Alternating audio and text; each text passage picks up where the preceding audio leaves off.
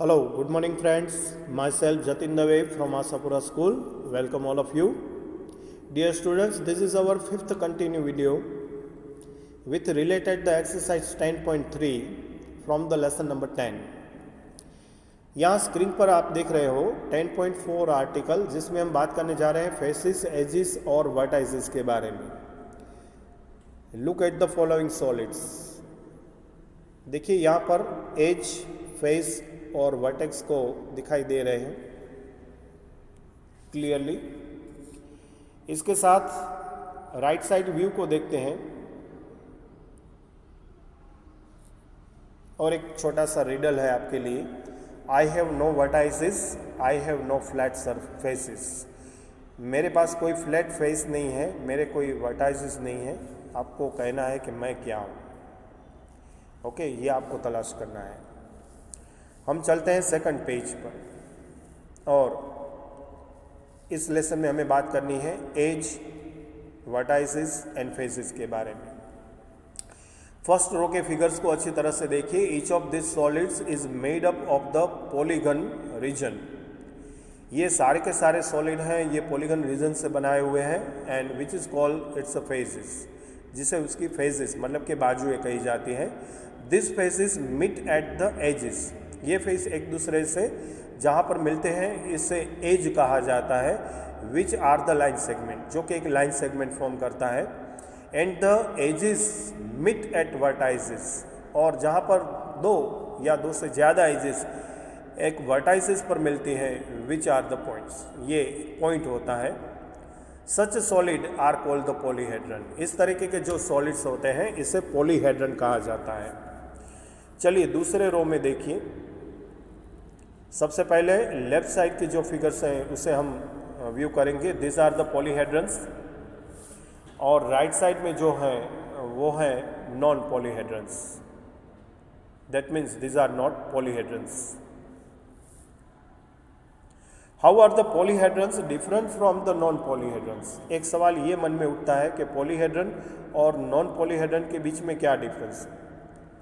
So study the figure carefully and you know 3 other types of the common solids. तो जैसे आप study करोगे यहाँ पर केयरफुली देखिए, थर्ड रो के अंदर यहाँ पर आपको 3 other types of the common solid दिखाई दिए हैं. जैसे कि सबसे पहला है स्फीयर, कर्व्ड सरफेस दिखाई दी है. दूसरा है कॉन, ऊपर का हिस्सा इसका बेस है और साइड जो है ये लेटरल सरफेस दिखाई दे रही है. और तीसरा है सिलेंडर, ठीक है, जिसमें साइड के व्यू से और फ्रंट व्यू से बेस दिखाई दिया है और साथ में लेटरल सरफेस आप देख सकते हो. इसके हिसाब से हम 2 पॉलीहेड्रंस के डिस्कस करेंगे. सबसे पहले डिस्कस करेंगे कॉन्वेक्स पॉलीहेड्रंस के बारे में. आपको रिकॉलिंग करना है. देखिए आगे सेम 1 के अंदर जब हम डिफरेंट शेप्स की बात कर रहे थे, क्वाड्रिलेटरल की पर्टिकुलर बात कर रहे थे, तो इस क्वाड्रिलेटरल की बात के वक्त हमने concept of the convex polygon आपके सामने रखा था. कॉन्वेक्स और कॉनकेव दोनों पॉलीगन्स आपको हमने समझाए थे, उसे थोड़ा बहुत याद कर लेना है. The idea of the convex polyhedron is similar, क्योंकि जो यहाँ पर कॉन्वेक्स पॉलीहेड्रन की बात है या कॉन्वेक्स पॉलीहेड्रन का जो आइडिया है वो बिल्कुल सिमिलर है कॉन्वेक्स पॉलीगन से. दूसरी बात हम करने जा रहे हैं, फिर से एक बार आपको लास्ट रो का फिगर्स देखना है. This are the convex polyhedron. देखिए सबसे पहले फिगर में आपके सामने एक क्यूब है और दूसरा हेक्सागोनल शेप में है फिगर. तो ये कॉन्वेक्स पॉलीहेड्रन है. और फिर राइट साइड पर आप देख सकते हो एक स्टार है, एक आई बनाया हुआ है. This are not convex polyhedron. तो ये पॉलीहेड्रन नहीं है, कॉन्वेक्स पॉलीहेड्रन नहीं है. अच्छा, रेगुलर पॉलीहेड्रन किसे कहते हैं? और polyhedron is said to be the regular. कोई भी पॉलीहेड्रन है उसे रेगुलर तब कह सकते हैं if its a face are made up of regular polygon. इसके जो फेसेस हैं वो रेगुलर पॉलीगन से बने हुए हों and the same number of faces मिट ईच वर्टाइसिस. और हर एक वर्टाइसिस पर सेम नंबर के फेसेस एक दूसरे से मिलते हो. तो दो बातें इम्पोर्टेंट हैं। सबसे पहली कि यहाँ पर जो फेसेस बनते हैं ये रेगुलर पॉलीगन से फॉर्म हुए होते हैं and same number of faces एक दूसरे से इच वर्टाइसिस पर मिलते हैं। तो ऐसे पॉलीगन्स पॉलीहेड्रन्स हैं, इसे रेगुलर पॉलीहेड्रन्स कहा जाता है। Now turn the next page. फिर से आपको फिगर देखना है।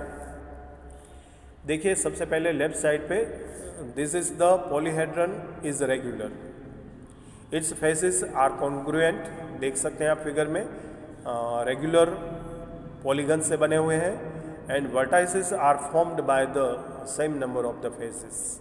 सेम नंबर ऑफ फेसेस के मिलने से यहाँ पर वर्टाइसिस पर वो मिलते हैं। लेकिन comparative to the right side figure को देख लीजिए आप, this polygon is not regular and all the sides are congruent but the vertices are not formed by the same number of faces. For example A point पर देखिए, यहाँ पर 3 faces एक दूसरे से मिल रहे हैं ए वर्टाइसिस पर, और बी वर्टाइसिस पर 4 फेसेस एक दूसरे से मिल रहे हैं। 2 important members of the polyhedron family around are prism and pyramids। अब हम बात करने जा रहे हैं 2 और फिगर्स के बारे में जो कि पॉलीहेड्रन फैमिली का हिस्सा है। सबसे पहले बात करेंगे प्रिज्म के बारे में, जो कि लेफ्ट हैंड साइड पर स्क्रीन के सामने है। अच्छा, किसे प्रिज्म बोलते हैं? We said that the prism is the polyhedron whose base and the top are congruent polygons, जिसका बेस और टॉप कॉन्ग्रुएंट पॉलीगन से फॉर्म होता है एंड हुज अदर फेजेस, और बाकी के फेजेस अलग होते हैं। That means lateral faces are the parallelogram in shape. इसके जो लेटरल फेसेस हैं ये पैरेललोग्राम शेप में देखने को मिलते हैं। ऐसे फिगर को प्रिज्म कहा जाता है, ऐसे पॉलीहेड्रन को प्रिज्म कहा जाता है।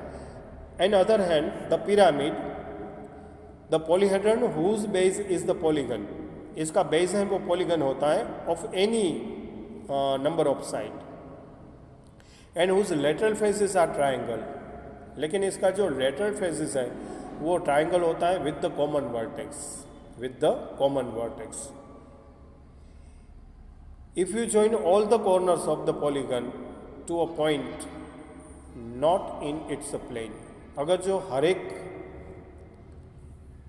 कॉर्नर है पॉलीगन की, इसे आप ज्वाइन करने की कोशिश करोगे पॉइंट में, तो ये एक ही प्लेन में ज्वाइन करना पॉसिबल नहीं होगा। You get a model for pyramid, आपको ऐसे पिरामिड का मॉडल फॉर्म करना है। प्रिज्म और pyramid is named after it's base. Prism या पिरामिड कौन से टाइप का है ये इसके बेस के आधार पर इसका नेम बनता है। The hexagonal prism has the hexagonal as its base.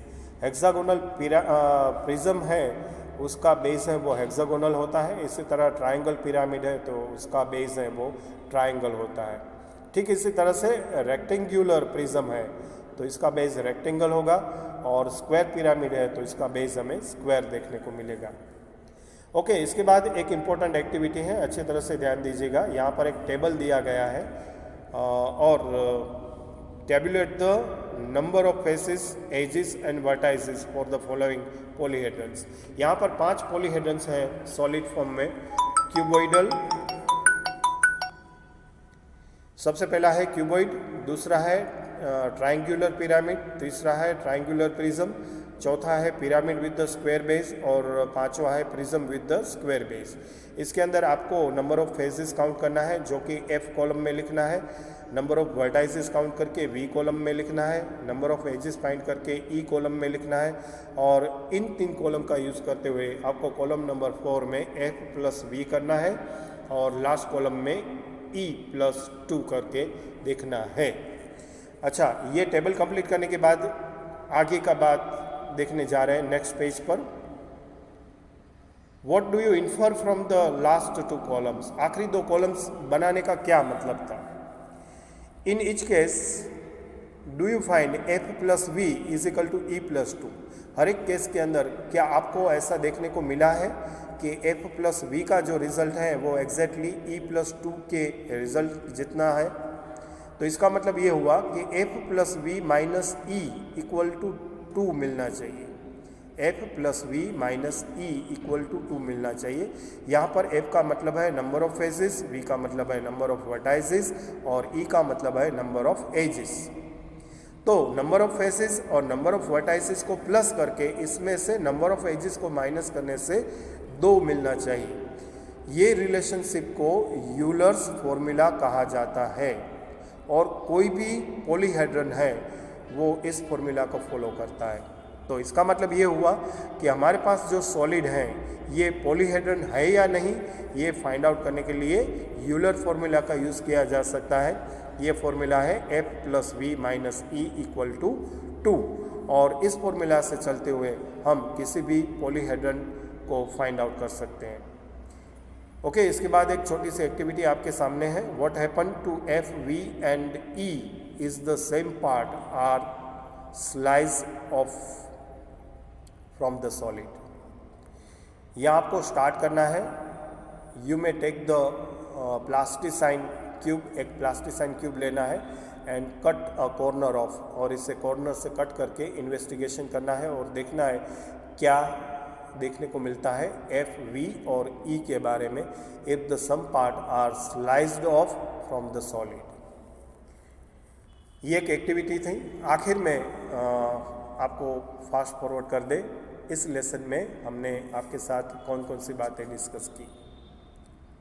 What have we discuss here?